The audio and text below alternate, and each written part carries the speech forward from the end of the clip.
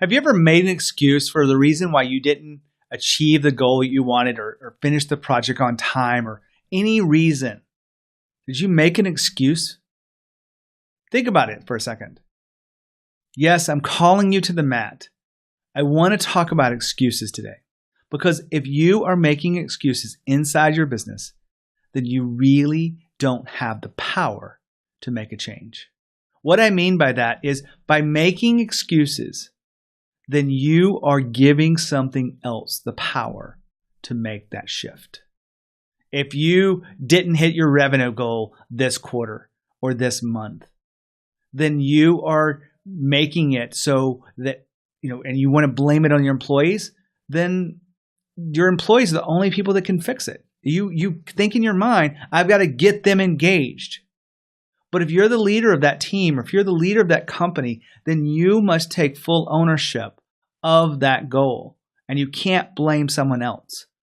You have to say, what could I have done better? Where could I have improved communication? Where could I have supported? Where could I have filled the gaps that were necessary for us to hit that?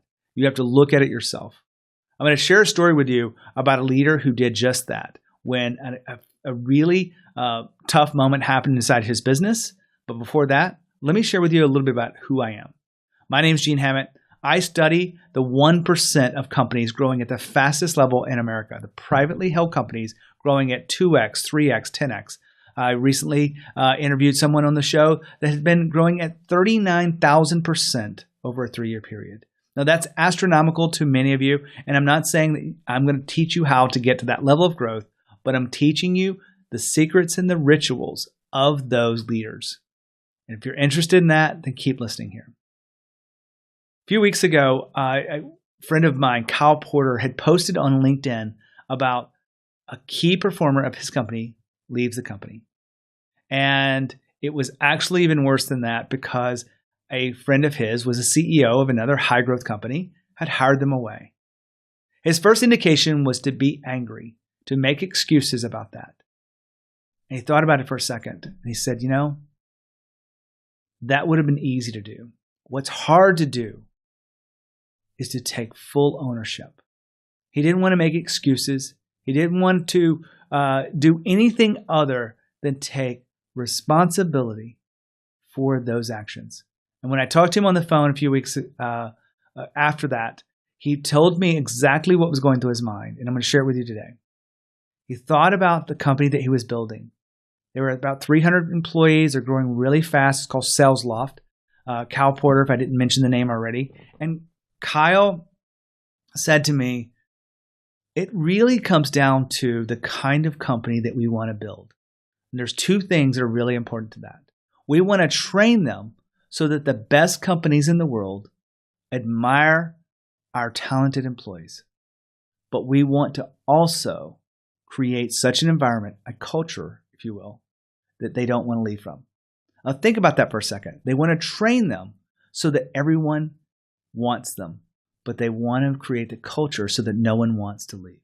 That, my friends, is what I call a competitive advantage. So how do you get there? Well, you got to really think about the excuses that you're making right now. Are you willing to let go of those excuses? Are you willing to take full ownership of the work that needs to be done and that you are the person that can change it? If you continue to make excuses, you will give power to the things that you think will make a difference, and that won't help you. You've got to internalize what's going on inside you. That's the only way you can do it. I've seen this happen time and time again. You've got to take ownership.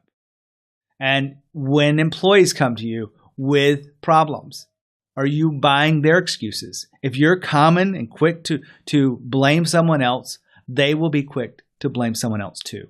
And that won't help you create the kind of leadership and culture that you really want your business if you want to grow fast. All of this is about you being really keen to understand that excuses are not a go-to in those moments when you want to blame someone else.